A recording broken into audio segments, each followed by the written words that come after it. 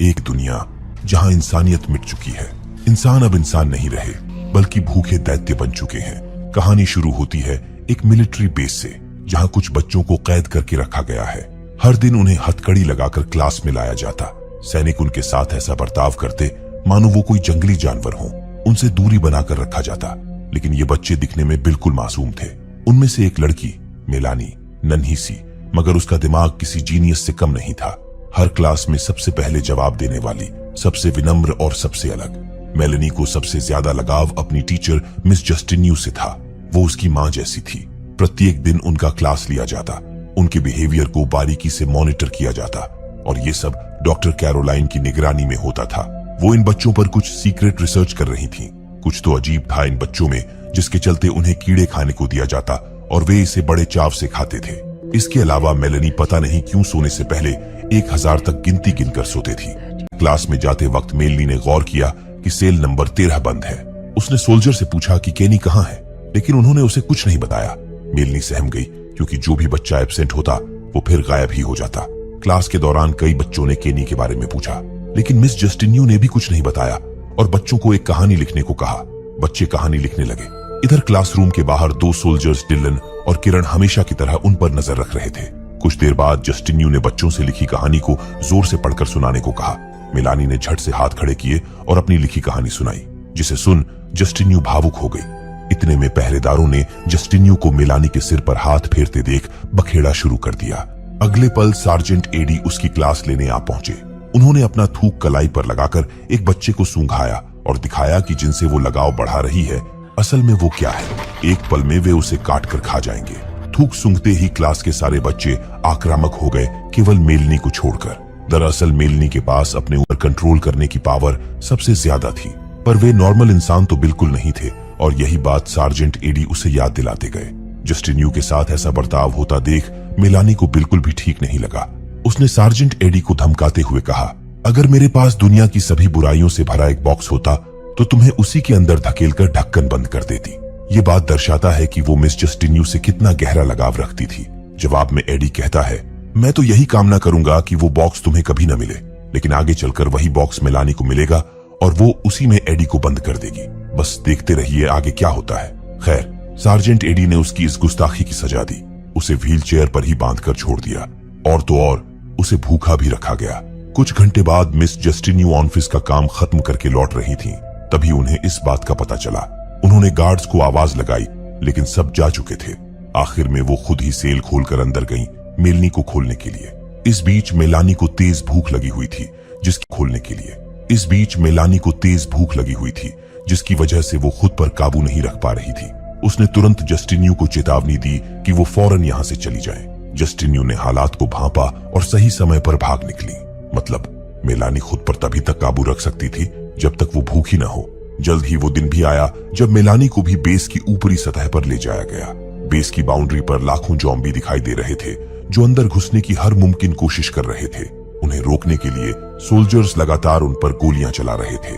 दरअसल पूरी दुनिया में कॉर्डिसिपस नाम का एक घातक फंगल इन्फेक्शन फैल चुका था। वे सभी संक्रमित थे, एक ऐसा फंगल वायरस जो इंसान के दिमाग पर कब्जा कर उन्हें ज़ॉम्बी बना देता है। बेस की वैज्ञानिक डॉक्टर कैरोलाइन इन बच्चों पर रिसर्च कर रही थी। उनका मानना था कि इन बच्चों में वायरस और इंसानियत दोनों का मिला जुला रूप मौजूद है, और उनके दिमाग से शायद इस बीमारी का इलाज मिल सके।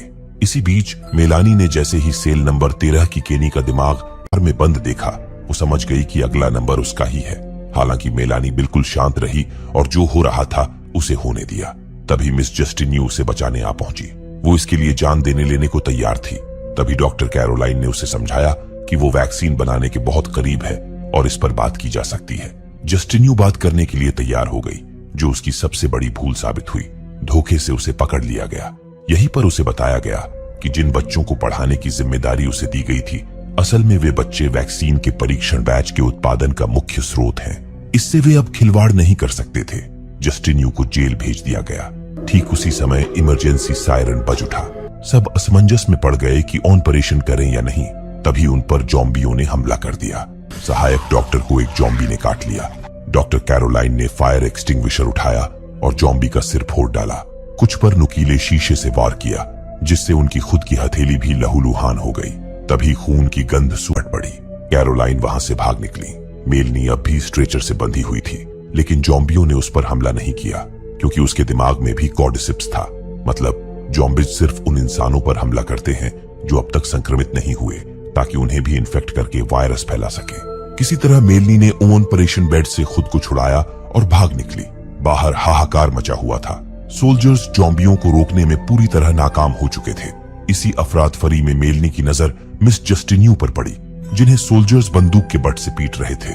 फिर क्या था, मेलनी उन पर कहर बनकर टूटी। उसने दोनों सोल्जर्स को काट लिया और उसी पल बेहोश होकर गिर पड़ी। दरअसल कुछ खाने के बाद उसके साथ ऐसा अक्सर होता था। कुछ पल बाद मिस जस्टिन्यू होश में आई और उसे गोद में उठाकर चल पड़ी, लेकिन इस अफरात फरी में उनका बच पाना नामुमकिन लग रहा था। हर तरफ जॉम्बियों का आतंक फैला हुआ था। तभी मानो देवदूत बनकर सार्जेंट एडी वहां आ पहुंचे। उन्हें पता भी नहीं चला और जस्टिन्यू मेलनी को लेकर ट्रक में बैठ गई। घंटों सफर के बाद जब जॉम्बियों से पीछा छूटा तो उन्होंने ट्रक को एक सुनसान जगह पर रोका, लेकिन जैसे ही ट्रक में मेलनी दिखी, सार्जेंट एडी ने उसे मारने के लिए बंदूक तान दी।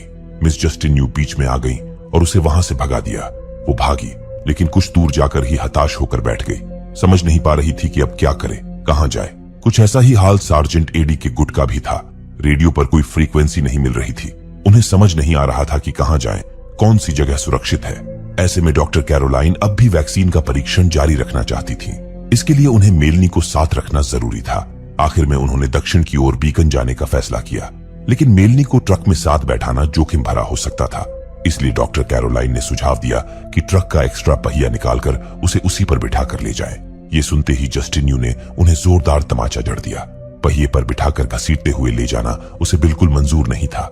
आखिर में मेलनी को ट्रक के ऊपर एक कुर्सी से बांध कर ले जाया गया। सफर करते करते वे एक नदी के पास पहुंचे।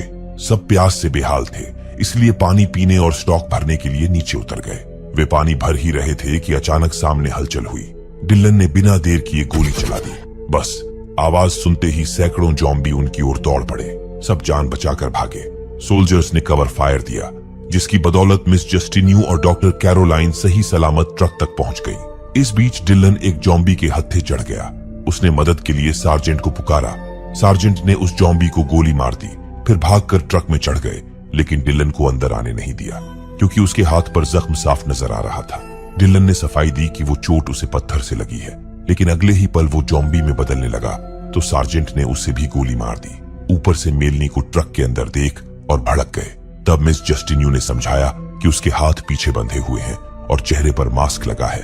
न तो वो किसी को काट सकती है और न ही उसका थूक किसी के मुंह में जाएगा जिससे किसी को खतरा हो। लेकिन असली खतरा तो तब सामने आया जब ट्रक स्टार्ट ही नहीं हुआ। फ्यूल लाइन पर गोली लगने के कारण पूरा फ्यूल रिसकर खाली हो चुका था। अब सिर्फ एक ही रास्ता बचा था। मजबूरन उन्हें जंगल का रास्ता छोड़कर पैदल लंदन के रास्ते जाना होगा। इस रास्ते पर खाना और पानी तो भरपूर मिलेगा, लेकिन जोखिम भी उतना ही ज्यादा होगा। जल्द ही वे शहर के किनारे पहुंच गए। वहां से दूरबीन लगाकर जो देखा, उसे देख उनकी हालत खराब हो गई। सैकड़ों जॉम्बी एकदम स्टैच्यू की तरह खड़े थे। आसपास की दुकानें बहुत पहले ही लूटी जा चुकी थीं। जिंदा रहने के लिए खाना तलाशना तो जरूरी था, मगर इसके लिए उन्हें जॉम्बियों के बीच से होकर शहर के अंदर जाना होगा। शायद किसी घर से उन्हें थोड़ा बहुत राशन मिल जाए। वहां निकलने से पहले ही सार्जेंट ने सबको चेतावनी दी, कोई हलचल मत करना, वरना शोर सुनकर जॉम्बी कभी भी जाग सकते हैं। सब दबे पांव आगे बढ़ने लगे, लेकिन वहां तो जॉम्बीज की भरमार लगी थी। इसी सन्नाटे के बीच एक महिला जॉम्बी अपने बच्चे को बेबी स्ट्रोलर में ले जाते हुए दिखी। लाख मना करने के बावजूद जिज्ञासावश डॉक्टर कैरोलाइन बच्चे को देखने गई। जैसे ही वो बेबी के ऊपर से कपड़ा हटाई, नजारा देख चीख पड़ी। चीख सुनते ही कुछ जॉम्बीज जाग उठे। उन्हें मारते हुए वे आगे बढ़ चले। लेकिन उस वक्त क्या होगा जब सारा झुंड उन पर टूट पड़ेगा। इसका समाधान निकालने के लिए वे मॉल के सबसे ऊपरी मंजिल पर गए, जहां से वे सही रास्ता देख सके। मेलनी और कैरोलाइन को एक जगह छोड़कर किरण, जस्टिन्यू और सार्जेंट एडी 3 दिशाओं में स्काउट करने निकल पड़े। एक जगह जस्टिन्यू को किसी के गुर्राने की आवाज आई। इस बीच डॉक्टर कैरोलाइन मेलनी को उसके बचपन की कहानी सुना रही थी। कुछ साल पहले जब ये वायरस तेजी से फैल रहा था, तब सार्जेंट एडी को एक मैटरनिटी हॉस्पिटल से कई नवजात बच्चे मिले जो निश्चित रूप से संक्रमित थे। उनकी गर्भनालियां अब भी अपनी माताओं से जुड़ी हुई थीं, लेकिन माताओं के अंग पूरी तरह भस्म हो चुके थे। दरअसल वे बच्चे गर्भनाल के जरिए अपनी माताओं के अंगों का आहार लेकर खुद के अंदर से खुद ही बाहर निकलने का रास्ता भी बना लिया था। और सबसे चौंकाने वाली बात, वे बच्चे अब भी सोचने समझने में सक्षम थे। कई मामलों में वे बिल्कुल असली इंसानों की तरह व्यवहार करते थे। उन्हीं बच्चों में से एक मेलनी भी थी। दूसरी तरफ आवाज का पीछा करते हुए जस्टिन न्यू उस जगह पहुंची जहां पता चला कि एक जॉम्बी को लोहे की जंजीर से बांधा गया था। जस्टिन न्यू ने उसे मारकर उसके दुखों से मुक्ति दिला दी। उधर धीरे धीरे डॉक्टर कैरोलाइन ने मेलनी को पूरा मामला समझा दिया। बच्चों का दिमाग खोलना उनकी मजबूरी थी। उन्होंने बताया कि वो वैक्सीन बनाकर मिस जस्टिन न्यू और पूरे विश्व को बचाना चाहती है। तब जाकर मेलनी को एहसास हुआ कि अपनी जगह डॉक्टर कैरोलाइन भी सही है। शाम तक जस्टिन न्यू वापस लौट आई, लेकिन मेलनी के भोजन का इंतजाम नहीं कर सकी। मेलनी को भूखा रखना उनके लिए खतरनाक हो सकता था।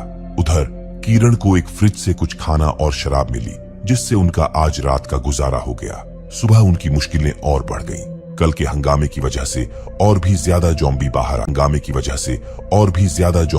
आ चुके थे।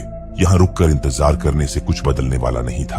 तब किरण ने सुझाव दिया कि उनका ध्यान भटकाने के लिए किसी बिल्ली या कुत्ते का इस्तेमाल किया जाए, लेकिन बिल्ली आएगी कहां से, ये भी एक बड़ी समस्या थी। तभी मेलनी बोली, मैं ये कर सकती हूँ, लेकिन डॉक्टर कैरोलाइन ने मना कर दिया, क्योंकि मेलनी जान चुकी थी कि उसे मारकर वैक्सीन बनाने के लिए उसका दिमाग निकाला जाएगा। ऐसे में अगर उसे आजादी दे दी जाए तो उसके लौट कर आने की कोई गारंटी नहीं थी। यहाँ मेलनी उन्हें समझाती है कि अब वैक्सीन बनाकर भी कोई फायदा नहीं, ये दुनिया अब खत्म हो चुकी है। अब चाहे जो भी हो, वो मिस जस्टिन न्यू के साथ रहना चाहती है, और यही वजह थी कि वो वापस लौट कर आएगी। उस पर भरोसा करके उसे जाने दिया गया। जल्द ही उसे एक बिल्ली मिली, लेकिन उसे देखकर वो खुद पर काबू नहीं रख सकी। लाने के बजाय उसने उसे खा लिया। खैर, एक घर के अंदर उसे एक कुत्ता मिला। वो उसे लेकर आई और जॉम्बियों के बीच छोड़ दिया। कुत्ता भागा और उसके पीछे पीछे सारे जॉम्बी चले गए। अब रास्ता बिल्कुल साफ था। वे फिर से बीकन की यात्रा पर निकल पड़े, लेकिन कुछ दूर जाने के बाद उन्हें फिर रुकना पड़ा। कहीं भी कोई रास्ता खाली नजर नहीं आ रहा था। ऐसे में मेलनी फिर उनके काम आई। वो अपने साथ रेडियो लेकर गई और एक ऐसे रास्ते की तलाश की जहां जॉम्बी न के बराबर थे। वे वही रास्ता अपनाते हैं। पता चला उस रास्ते पर बहुत सारे मरे हुए जॉम्बी पड़े थे, लेकिन उनके दिमाग के कॉर्डिसेप्स खुद को बचाने के लिए पेड़ के तनों से पोषण ले रहे थे। और सबसे खतरनाक बात, उन पेड़ों के तनों में फल लग चुके थे। एक ऊंची बिल्डिंग पर तो ऐसे फलों की भरमार थी। शायद ये वही फल थे जिनके अंदर संक्रमण फैलाने वाले जीवाणु मौजूद होंगे। डॉक्टर कैरोलाइन जितना समझ पाई, ये संक्रमण का दूसरा चरण था, यानी वायरस अब अपने अगले रूप में और भी ज्यादा खतरनाक हो चुका था। अगर ये फल फटने लगे तो उनके बीज हवा में फैल जाएंगे, और तब सिर्फ सांस लेने भर से लोग संक्रमित होने लगेंगे। यानी दुनिया का अंत अब बहुत करीब है। खैर, आगे चलकर उन्हें एक एडवांस ट्रक मिला। डॉक्टर कैरोलाइन कुछ साल पहले यहीं का, उन्हें इस ट्रक के बारे में सब कुछ पता था। ट्रक के अंदर सोलर सिस्टम वगैरह सब मौजूद था, और वो अब भी काम कर रहा था। लेकिन ट्रक स्टार्ट नहीं हो सका। तब सार्जेंट एडी ने रेडियो के जरिए बीकन बेस से संपर्क करने की कोशिश की, मगर उधर से कोई जवाब नहीं मिला। यानी ट्रक को ठीक करने के अलावा उनके पास कोई दूसरा रास्ता नहीं था। लेकिन सबसे पहले खाने की जरूरत थी, जिसकी तलाश में किरण गया। मेलनी भी भूख से बेहाल थी, और वो कब आपा खो बैठे इसका कोई भरोसा नहीं था। आखिरकार सार्जेंट एडी ने उसे भी जाने की इजाजत दे दी। वो भागी, एक कबूतर का शिकार किया और खा गई। उधर किरण एक घर में गया, फ्रीज चेक किया, लेकिन कुछ नहीं मिला। बाहर निकला तो एक अनजान लड़की ने उसे देख लिया। इधर तब तक सार्जेंट एडी और जस्टिन न्यू ट्रक का इंजन ठीक कर चुके थे। बस सबके लौटने का इंतजार था ताकि वे एक साथ निकल सके। इस बीच मेलनी एक ऐसी जगह पहुंची जहां उसके जैसे कई बच्चे थे। वो ठीक से एक शब्द भी बोलना नहीं जानते थे। उन्होंने अपनी अलग ही भाषा बना ली थी। तभी वो लड़की जिसने किरण को देखा था वहां पहुंची और सबको बता दिया। फिर क्या था, वे सब किरण का शिकार करने निकल पड़े। उधर डॉक्टर कैरोलाइन की हथेली का जख्म अब गंभीर हो चुका था। कटने से खून का जहर धीरे धीरे उनके शरीर में फैलता जा रहा था। उन्हें यकीन था कि अब वो ज्यादा दिन नहीं जिएंगी, लेकिन मरने से पहले वो वैक्सीन बनाना चाहती थी, जिसके लिए मेलनी के दिमाग और रीढ़ की हड्डी की जरूरत थी। तभी मेलनी वापस आ गई। उसने बताया कि उसके जैसे और भी बच्चे हैं जिन्होंने शायद किरण को देख लिया है, और अब वे उसे मारने वाले हैं। वहीं किरण भोजन की तलाश में भटक रहा था। तभी जमीन पर पड़े कुछ बॉक्स उसे मिले। उन बॉक्स को उठाते उठाते वह एक दुकान के सामने पहुंच गया, लेकिन अंदर घुसना आसान नहीं था। उसने तुरंत आर्मर और हथियार निकाले और किसी तरह अंदर प्रवेश कर गया। उधर सार्जेंट एडी ने रेडियो पर संपर्क करने की कोशिश की, लेकिन किरण रेडियो बाहर ही छोड़ गया था। जवाब न मिलने पर एडी उसे बचाने निकलने ही वाला था कि तभी रेडियो बज उठा। उधर से बीकन बेस का संदेश आ रहा था। एडी संदेश आ रहा था। एडी ने उन्हें अपनी स्थिति बताई। हम लंदन में हैं, नदी के उत्तर में, बीकन से 1 दिन की दूरी पर। तब बीकन की तरफ से सूचना मिली कि उनका डिफेंस सिस्टम पूरी तरह नष्ट हो चुका है। बस कुछ ही घंटों की बात है, ज़ॉम्बी बेस के अंदर घुसने वाले हैं। यानी जो आखिरी सुरक्षित ठिकाना बचा था वो भी अब चंद घंटों में खत्म होने वाला था। वहीं मेलनी किरण को बचाने जाने के लिए लगातार जिद कर रही थी। उसी पल जस्टिन्यू और एडी हथियार लेकर निकल पड़े।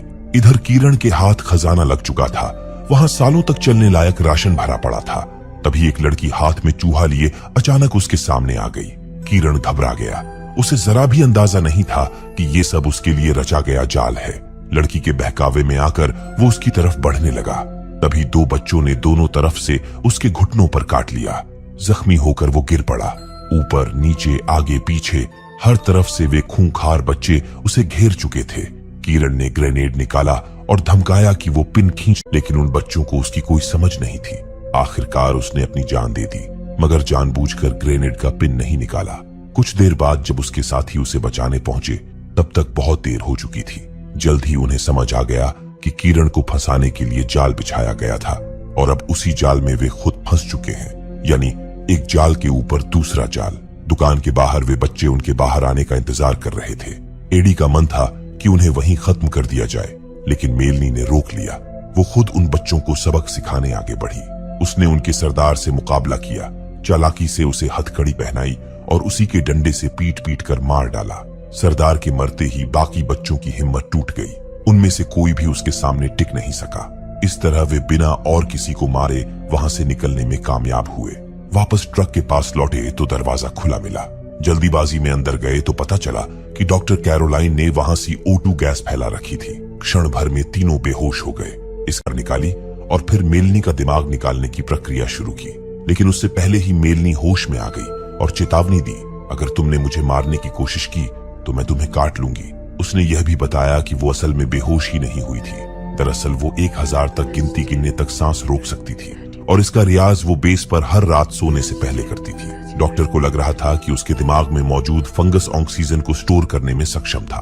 आखिर में डॉक्टर कैरोलाइन ने जस्टिन्यू की जान का हवाला देकर मेलनी को फुसलाने की कोशिश की।